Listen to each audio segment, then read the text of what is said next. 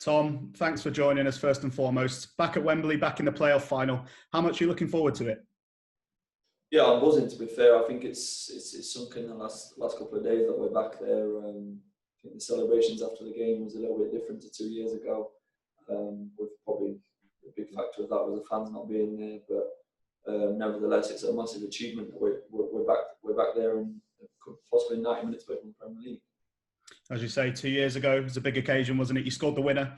You were named man of the match as well. I think you called it the best day of your career. So where would it rank if you could do it all again on Tuesday?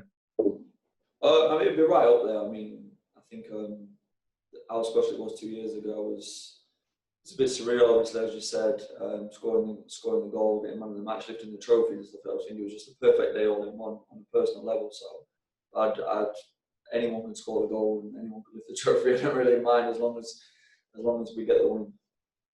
And what do you remember of that day? Because some players will tell you it's all a blur and some will be able to tell you every single detail. I think my overriding memory is it is absolutely boiling. But apart from that, what do you remember of it? I definitely remember that, yeah. And I think I remember quite a lot, to be honest. I think the walk out of the tunnel was the loudest thing I've ever experienced in a football stadium, where both sets of fans was going crazy. I remember the first half, what we really dominated, and I think that's what won us the game. We held on in the end with 10 men. I remember 20, 25 minutes with 10 men. I just had a feeling that they'd never score for some reason. I just felt like it was going to be our day, and it turned out to be that way. Yeah, you beat me to it there. I was watching the highlights yesterday and I was going to say, what goes through your head when you go down to 10 men, you're leading 1-0 with 20 minutes to go. What are you thinking at that point? I think you're praying a little bit, and then at the same time you're thinking, wow, this is going to be hard. It was, as you said, it was boiling hot, and to play with a man down at the end of the game for 25 minutes is extremely tough. But no, I think that showed what it was about, really. We went on a half-season unbeaten run that year, and I think we had a really close group, and I think a good team spirit gets you through moments like that, and a little bit of luck as well. I think we got both. You've obviously been there and done it before, but this one will be a lot different, won't it, in so many ways? So what's it been like to reach a playoff final during lockdown? Because not many people can say they've done that. Yeah, that's true, actually, yeah. It's been really strange. I think the whole lockdown was weird, training on your own, trying to motivate yourself, telling yourself that the season's going to come back and you're going to have to do a big push. And I think that was a hard moment, probably not down. But I think as soon as the games have come, we're back to the training ground, we're back together. That competitive edge comes back, and we're running a decent run. So hopefully we can carry on. Yeah, with that said, how well do you think the players and your manager have done since the restart to get back playing to such a high standard in what's really been a short space of time? I think everyone needs to take a massive credit for that. The players, our professionals, have been in the shape that they came back. It was a long time off, and it was a lot longer than a normal summer that you have for pre-season. So to come back the way we did with a couple of weeks training and then play literally every 3 days is a credit to the professionals of the team and the staff, really. So yeah, it's been a massive effort by everyone, and yeah, we're so close now. No extra motivation needed though when it comes to a playoff final, I guess. No, not really. In a local derby in the playoff final as well, you don't need much more motivation than that. Watch Brentford all season. They're a very, very good side going forward. They've scored the most goals in the league, so we're expecting a definitely tough game. But I think we've got ways of playing that can hurt them as well. Yeah, as you say there, if you take yourself out of the Fulham dressing room for a second and look at this game from the neutral's point of view, on paper it should be a brilliant game, shouldn't it? Yeah, I think so. Yeah, I think two footballing sides, two teams that like to score goals and keep possession. So I think the two right teams are in the final. As I said, I've been very impressed by them this season. I'm sure they've been impressed by us sometimes. So it's one for the neutral as well, I think. Is there a feeling in the dressing room that you owe them one as well after this season? Of course, you want to get your own back a little bit. They beat us just after lockdown, the last 10 minutes or so. They scored 2 goals, and the game was pretty even, to be fair, until that moment. But they've got match winners in the team, and we've got very good players going forward, and that's what they did on the day. So hopefully we can nullify that on the day. You've obviously got plenty of great players of your own, though, haven't you? So I'd like to talk about a few of those, starting with Alexander Mitrovic.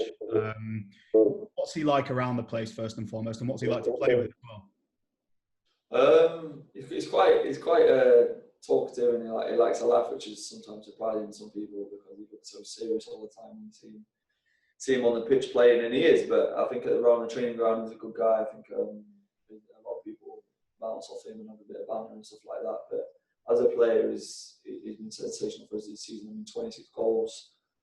He's led the line and he played more or less every game. So yeah, he's been fantastic. You know, sort of smile on your face then when I said what's he like as a character. You wouldn't want to come up against him, would you?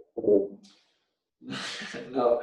When we play against each other in training, he tries to come in and bully me a little bit, which is nice. But he's a strong boy.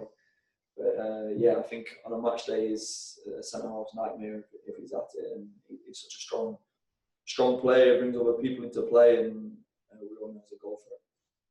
And to have reached the final without him, to have got through the semi-finals without him in the sides, says a lot, doesn't it, about the players and the depth of the squad? Yeah, I think if you look at the ratio of wins we've got without him is very high. So it just shows you that we can adapt. We've got a strong squad, which is key, and we'll probably play a little bit of a different way when he's not playing. Kind of play a false nine or different players play striker. And we've managed to overcome it this season, especially as you said in the semi-finals. In the first leg, we was especially brilliant away from home. Another man who's really found some form is Nescans Cabano, isn't it? I know you like a free kick, but I'm sure you're wondering if you'll ever take one again the way he's going. No, I mean, he's scored 3 in 3 games. Seeing the start there, he's the first player to do it since Wayne Rooney or something in 2013. So that's some going that is. And to be honest, he's always been capable of that. Honestly, on the training ground, he does magic things. He can beat a player in a telephone box. His feet are so fast, and I'm delighted for him really because he's got a run a game and he's really showing what he can do. And yeah, I'm back against him, not scoring again in the final.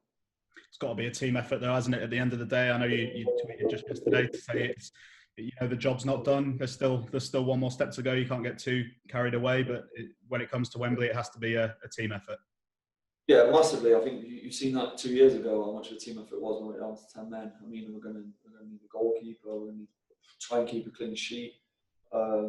It's going to be hard moments in the game where they'll be on top and we've got to dig in.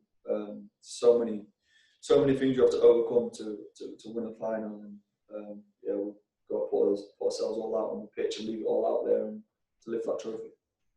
You touched on it there, to be honest. After the semi-final second leg, I think you said that Fulham showed a different side to them. You're able to dig in and defend when you need to. Do you think you need a bit of that again on Tuesday night? 100%. Yeah, I mean, like I said, they're a very good team going forward. They've got a lot of goals in the team, so we have to defend like we did, especially second half the other night. Last ditch, maybe sometime clearances, everyone get around the ball, helping the mate out, and yeah, we're going to need spells like that in the game. Then when it's our turn to play, hopefully we can hurt them. You've been at Fulham just over 5 years now. It's mad, really, and you've seen a lot in that time, of course. Do you feel this club belongs back in the Premier League? Yeah, I think definitely. I think in my generation and growing up, I think Fulham was always in my head as a Premier League team, had some top players. I think everything's set up. We're getting a new stadium or a new stand, which will kind of make it a new stadium. And I think everything's gearing up for a Premier League club, so it's on our backs to try and get the club back there because I think that's where it's supposed to be. In terms of your personal ambitions as well, you must be itching to get back to the top flight. You had an unconventional route first time around, didn't you, after being released as a youngster, but just after a couple of years you were playing in the Premier League. So what about your personal ambitions and getting back to the Premier League?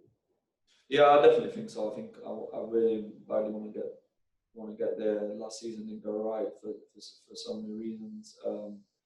I just want to get back there and play, and I want Fulham to prove that that's where we belong and we can stay there. And got to get over this hurdle first, but I believe if we can do that, then hopefully we'll be a Premier League team for a long time to come. And obviously it's been the same situation for everyone throughout lockdown. Fulham is a tight-knit club, it's a community club. So what do you think it would mean to everyone involved, really, if you were to get promoted on Tuesday night? Everything. I think the fans are definitely desperate for it. I know they'll be they'll be devastated that they can't be at Wembley, especially in a bit of a London derby as well. I think the atmosphere would have been electric, but I'm sure they'll be at home glued to the TV and shouting like they would be shouting at the game. So yeah, that's definitely in the back of our minds when we go onto the pitch, who we're doing this for, and yeah, it's a massive motivation. Yeah, without them there, what would your message to them be? They'll obviously be cheering on from home. What would you say to them? I'd say to them to keep believing, keep the faith, yeah, and just stay with us. Really, that's all you can ask of a fan. Just know that I'll give everything I've got, and hopefully, I know everyone else will. So yeah, we'll leave it all out on the pitch, and hopefully we can celebrate whenever this is all over. Well, Tom, thanks for joining us. Good luck on Tuesday. Let's see what happens, eh? Thank you. All the best. Take care.